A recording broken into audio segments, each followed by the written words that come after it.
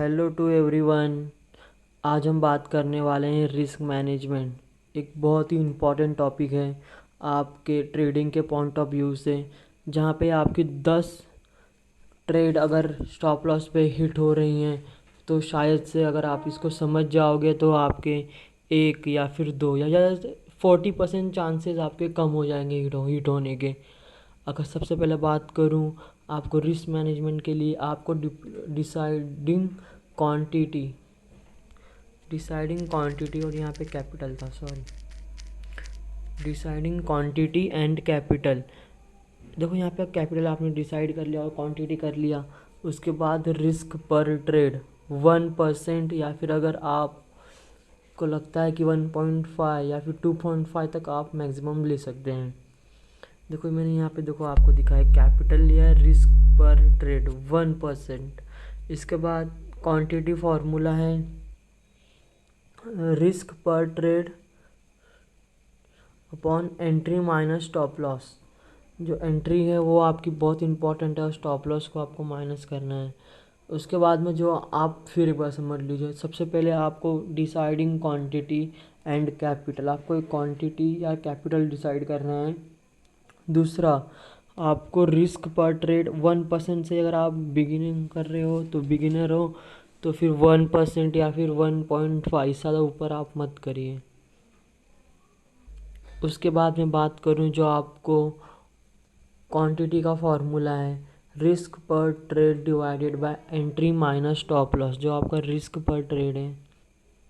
अगर मैं उसके बाद में बात करूं एंट्री एंड स्टॉप लॉस के बाद, आपको पॉइंट्स जो आपको हरदम याद रखना है, ये आप बहुत इंपॉर्टेंट है आपके ट्रेडिंग पॉइंट ऑफ व्यू से।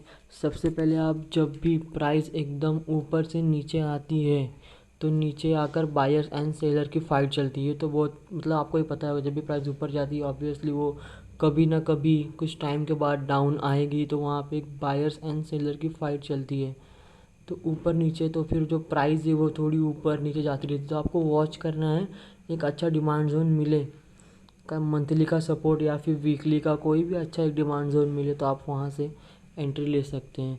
देखो यहाँ पे एसएल हिट होने के बाद भी एग्ज़िट ना करें। अगर एसएल हिट हो गया स्टॉप लॉस तो भी मतलब आप 7/6 भी लिए हो तो भी आप बने रहो, क्या पता आगे चल के कोई अच्छा सा उसको टाइम फ्रेम का सपोर्ट मिल जाए, किसी मंथली का स्ट्रांगली या फिर वीकली का कोई स्ट्रांगली एक डिमांड जोन नीचे हो, फिर उसको वो डायरेक्ट अप कर दें।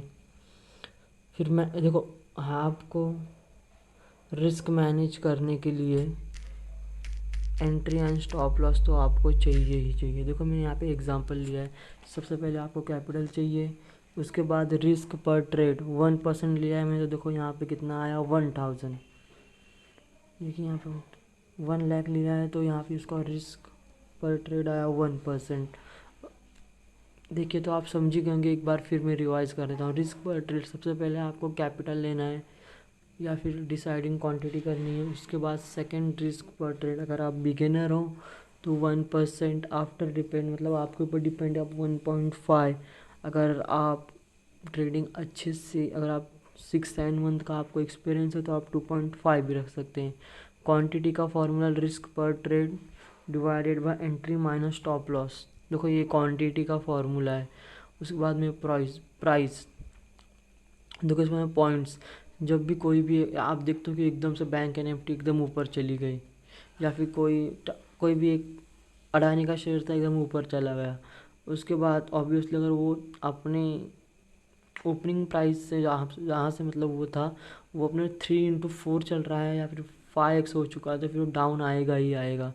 तो उसके बाद वहाँ पे सेलिंग प्रेशर बनेगा तो डाउन आएगा ही आएगा। उसके बाद किसी मंथली या फिर वीकली पे एक, अगर आप देख सकते हो कि एक फाइट चलेगी, अगर वहाँ से अगर बायर्स आ गए तो फिर वो प्राइस हम अप लेके चले जाएंगे। उसके बाद एसएल हिट होने के बाद भी एग्ज़िट ना करें। अगर आपका एसएल हिट हो गया है तो भी आप एग्ज़िट मत करिए। देखो रिस्क मैनेज करने के लिए आपको एंट्री एंड स्टॉप लॉस हो ज़रूरी है, नेसेसरी है।